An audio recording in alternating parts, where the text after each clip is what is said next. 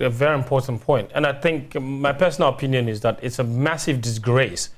It's a colossal disgrace that we've been to 4 different World Cups, and yet we have no single legacy project to show for all of our appearances at the World Cup. 2006, 2010, 2014, and now in 2022, there is not a single element to show as proof of our appearance at the World Cup. Infrastructure is an eyesore, go to prom. All we think about is immediate success. And then when we get there, all everybody is thinking about is finding money, sharing the money, and chopping the money. Management members taking $100,000. If you are a management committee member, you take $100,000 for 2 weeks of work at the World Cup. Do you know what it will take for a club like Kumasi Asante Kotoko to make $100,000 from the Ghana Premier League? They will need to win the league 4 times, 4 years in a row to get $100,000. But one person will voluntarily, happily take that, put it into their pocket, and then go on radio and justify it and say you deserve it. I think that is shameful. It's disgraceful. That's not how to develop our football. Because if we want to develop our football, we need selfless leaders. At the moment, it looks to me, like Kachu said, nobody is interested in long-term development. Everybody wants results now.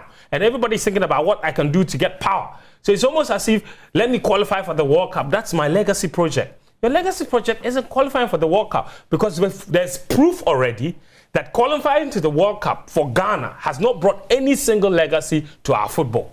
Not one. So if you are a GFA president or a sports minister and your focus is, let me qualify to the CHAN. You qualify to the CHAN, all right, you've been disgraced. You qualify to the World Cup, disgraced. You qualify to the AFCON, disgraced. Only not disgraced on their bank sheets, so... No, it is disgraceful. Not on their bank sheets. On their bank sheets, yeah, that's right.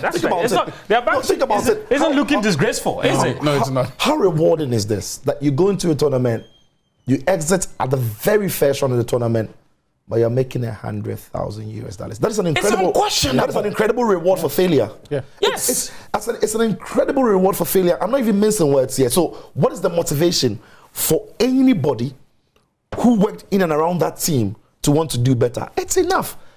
And that's why these days I don't even complain about players when people start talking about commitment, because those who are leading these players have not shown any example for these young lads to follow on. And they also have a long future ahead of them they need to think about. Make those monies, guys. It's unbelievable. Oh, we need a much bigger, much longer platform to really diagnose these issues. But fundamentally, it starts with leadership. And I think that is where so far we have failed.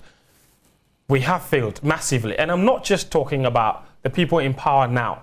Over the years, is what I'm saying. Yeah. It's been a systematic failure. We're not here by accident. We're here because we have failed to act appropriately. We have failed to be visionary in our approach to football development. And now we'll be here. And tomorrow they'll organize a game between Ghana and Samoa. And we'll be losing to Samoa. And everybody will be Antigua and Bermuda. Is it Bermuda? Antigua and... I saw a tweet this morning that said the guy who scored the first goal for Madagascar, we basically consider to a guy whose name is Solomon's Piano. That's the point. That's the point. Because, see, the truth of the matter is that, see, Achu and Sichu, 5 years ago, I'm not taking you too far, 5 years ago, the likes of Comoros and Madagascar were playing prelims while Ghana had a bye and we were waiting for them to come. In a few years' time, if we don't take care, with Madagascar and Comoros comfortably beating us in competitive fixtures, we'll be the ones playing the prelims and they'll be waiting as bye for us to come and meet them. And it's not far-fetched. It's not. I'm not being dramatic. It's a point system. You win games. The points accumulate. If you win against the A-list on the continent, you get bigger points. You get more points. I mean, unbelievable. Let's move it on.